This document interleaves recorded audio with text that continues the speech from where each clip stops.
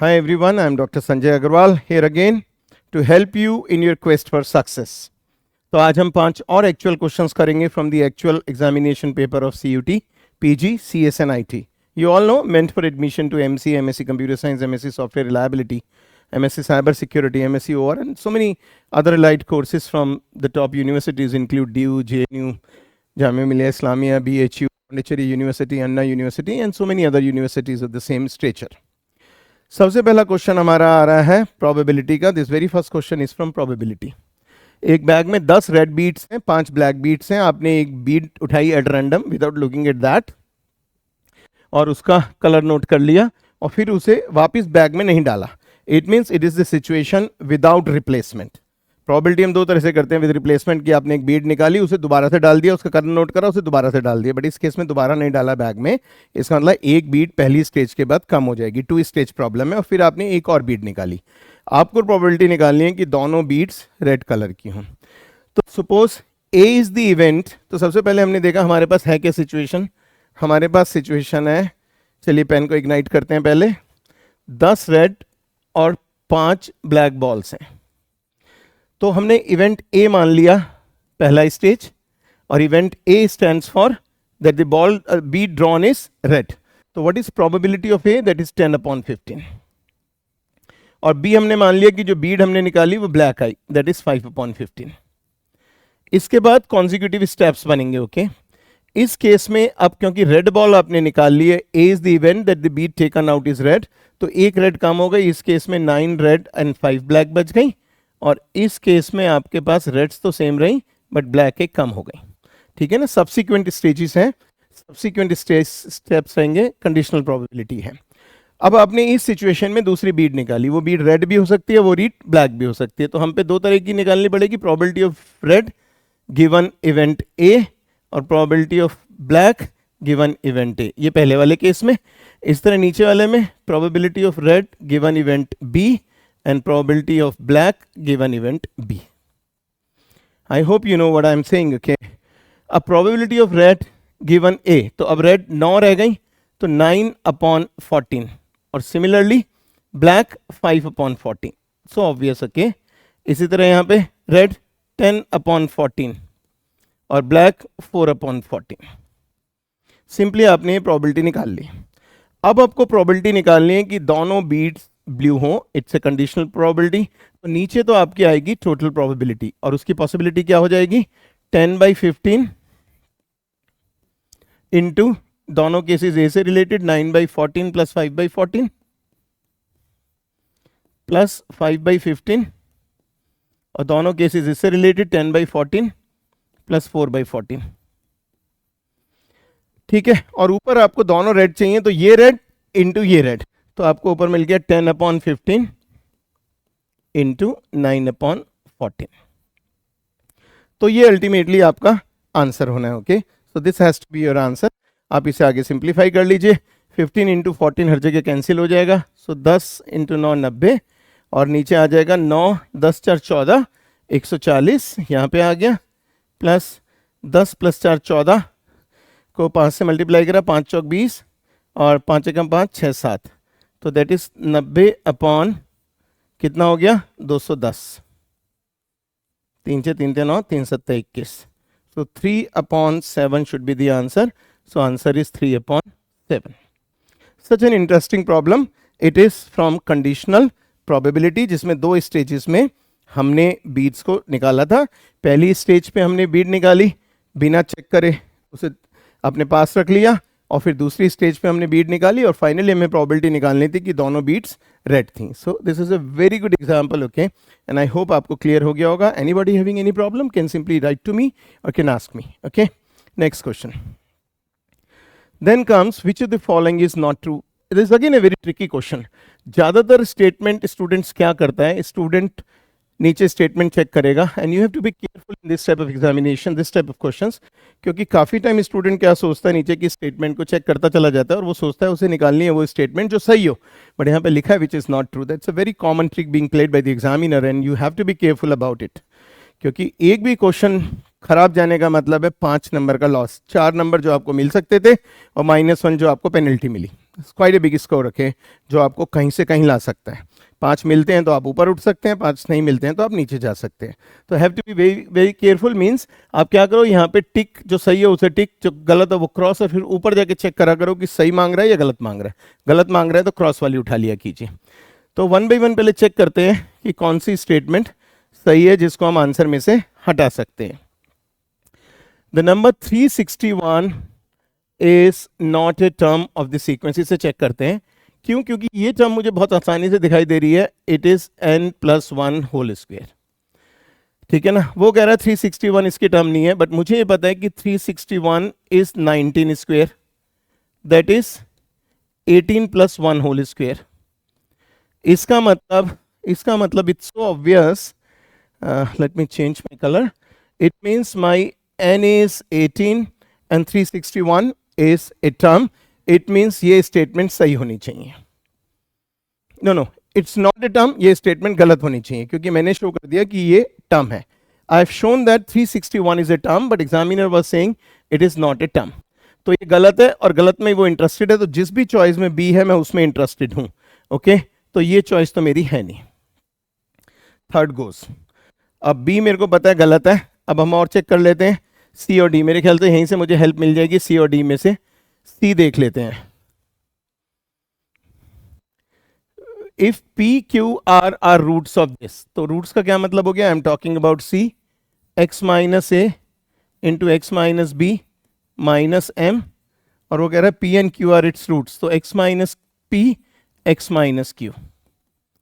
इस एम को आप राइट हैंड साइड पे ले जाइए, X minus A into X minus B is equal to x minus p into x minus q.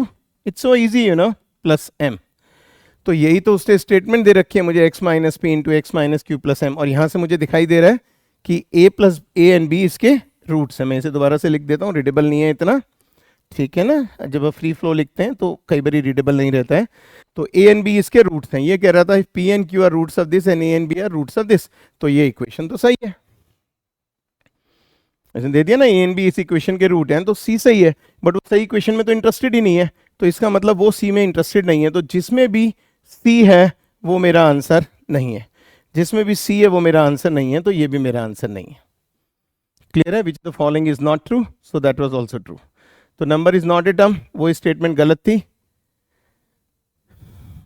तो वो बी में इंटरेस्टेड था। ओके, यहां तक समझ आ गया आप लोगों को? आगे प्रोसीड करते हैं।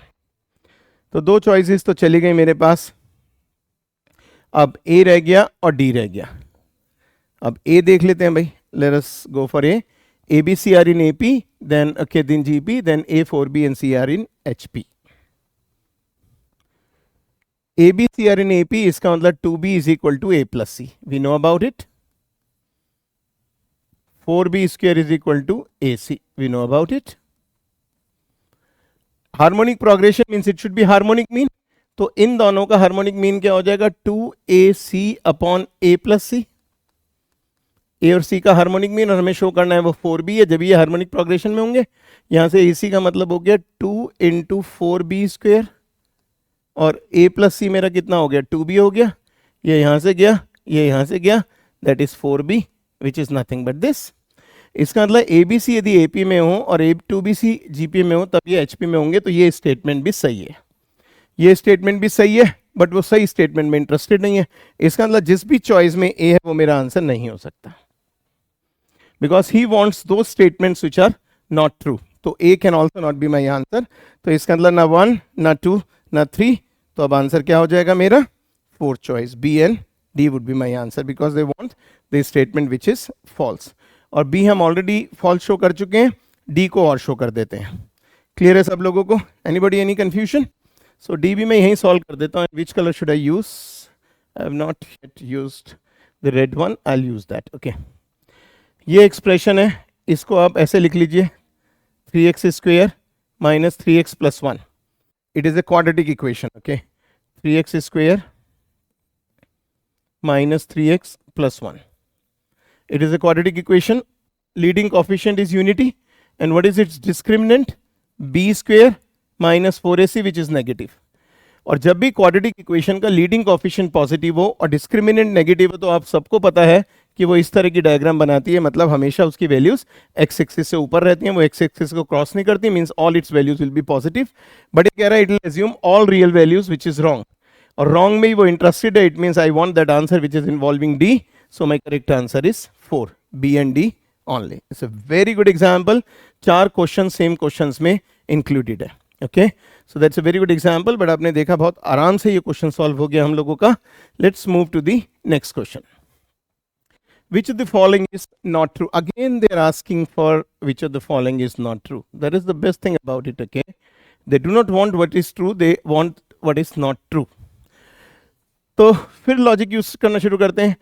बी से शुरू करता हूं, median of a triangle are not concurrent. गलत है, because medians are always concurrent intersecting at the centroid. इसका मतलब उसे वो चॉइस चाहिए जिसमें बी हो, तो बी तो सब में ही है भाई, कोई फायदा नहीं हुआ मुझे वो चॉइस चाहिए जिसमें बी हो, because he is interested in those statements which are not true. C देखते हैं, the diagonals of a quadrilateral bisect each other if and only if it is a parallelogram. I know it is the answer, correct statement. Parallelogram में diagonals always bisect, चाहे वो rhombus हो, चाहे वो square हो, चाहे वो रेक्टेंगल हो, it has to be parallelogram दो डायगोनल्स बाइसेक्ट। तो इसका मतलब सी सही है, वो चाहता है वो स्टेटमेंट जो सही ना हो। इसका मतलब मेरा आंसर वो नहीं है जिसमें सी हो, मेरा आंसर वो नहीं है जिसमें सी हो, तो ये भी नहीं है मेरा आंसर और ये भी नहीं है मेरा आंसर। ठीक है ना, तो ये दोनों चॉइसेस भी खत्म हो गई। अब देखते हैं D, vectors having the different terminal points are called coterminous vector. Coterminous का तो मतलब ये जो सेम जगह टर्मिनेट हो, it's an English word, simple. Okay, coterminous. But अब कोटर्मिनस को को इनिशियल वेक्टर्स भी कहते हैं, ऑल्दो यहाँ पे जरूरत नहीं है, बट खाली आपको नॉलेज देने के लिए, यदि वेक्टर को इसके पैरेलल मूव कर दें तो कोई प्रॉब्लम नहीं होती, vectors remain the same.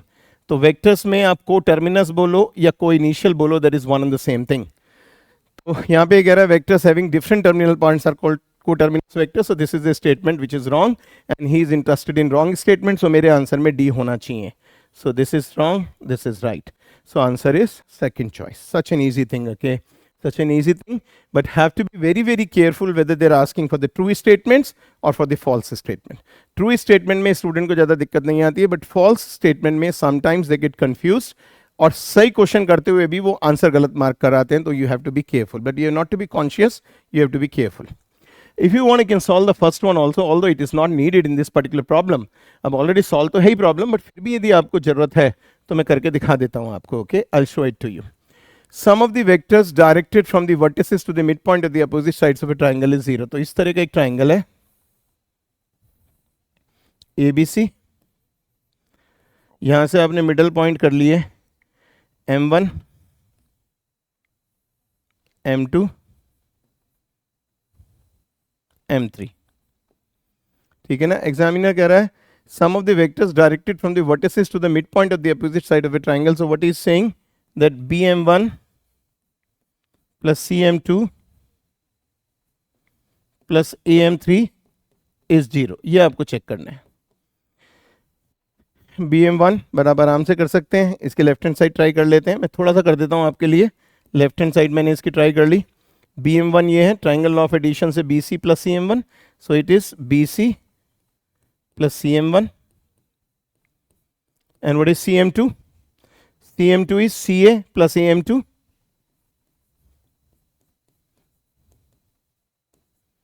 And AM3? AM3 is AB plus BM3. AB plus BM3 is 0. Is left hand side. That is my left hand side. Okay. But अब खुद देखना शुरू करिए. AB plus BC plus C A. A B plus B C plus C A, ये तीनों का sum तो 0 है.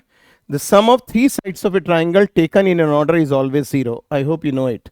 जब भी ट्राइंगल की तीनों साइड का सम करा जाए taken in the same order, like whether you are moving anti clockwise और you move clockwise, moving in the same order, A B plus B C plus C A, तो इन तीनों का सम 0 हो गया. तो ये बच क्या गया मेरे पास CM1. But what is CM1? Half of AC. What is AM2? What is AM2? Half of AB. And what is BM3? Half of BC. अब आप खुद देख लीजिए, हाफ कॉमन ले लीजिए, फिर आप पे क्या मिल गया? AB plus BC plus CA. Okay, AB plus BC plus CA. तो आप निकाल रहे हैं CM1 and CM1 is nothing but half of CA कह लीजिए अब, that is one and the same thing. So that comes out to be again AB plus BC plus CA. AB plus BC plus CA, that again comes out to be 0. तो ऊपर वाला portion भी 0 आ गया, ये portion भी 0 आ गया. So it means पहली वाली स्टेटमेंट इज राइट. कहीं कोई कंफ्यूजन किसी को? Whether it is half of AC और it is half of CA, that is one and the same thing. तो इसलिए कोई फर्क नहीं पड़ता, आप AC की जगह CA लीजिए इसे.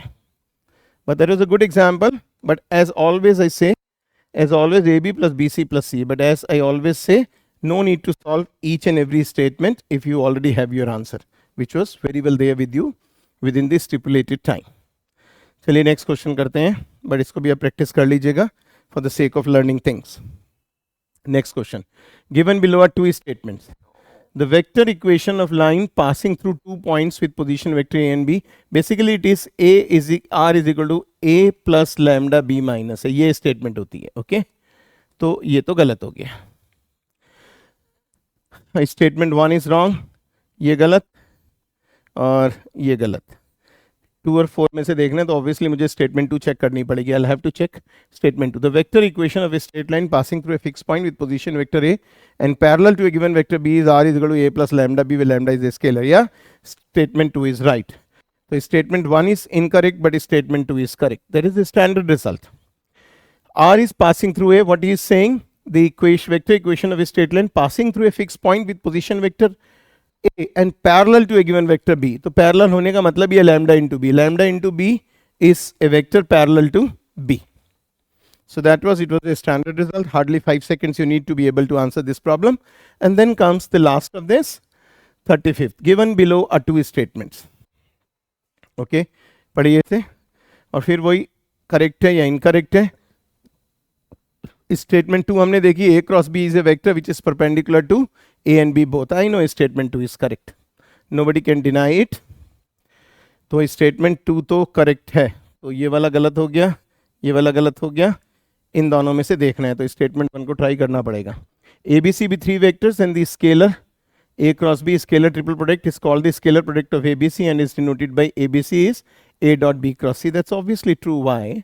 जब भी आप स्केलर ट्रिपल प्रोडक्ट लिखते हैं, you can interchange cross and dot, इसलिए इसे मिक्स्ड प्रोडक्ट भी कहते हैं. It is also called mixed product. Scalar triple product is also known as mixed product and you can interchange cross and dot with due respect to the parenthesis. ध्यान रखते हुए कि bracket कहाँ लगाना है, मतलब ब्रैकेट यहाँ नहीं लग सकता क्योंकि उस केस में A डॉट बी स्केलर हो जाएगा, स्केलर क्रॉस में नहीं जा सकता. तो ये स्टेटमेंट भी सही है. आई hope you no this very well. So first choice is the right answer. Okay, scalar triple product also known as mixed product. You can interchange cross and dot in it without affecting the product, but keeping in mind the position of the brackets or the parenthesis. So that was this set of problems and I hope कुछ तो नया सीखा होगा आपने इसमें और आप में और कॉन्फिडेंस आया होगा, because confidence plays a very very important role in your selection. Your preparation, your mindset, your confidence and your style of attempting the questions in the examination. These are the 4 prerequisites for a successful career and for the due success in the examination. So I'll always be there to help you out. Please be in touch. See you soon. Till then, all the best.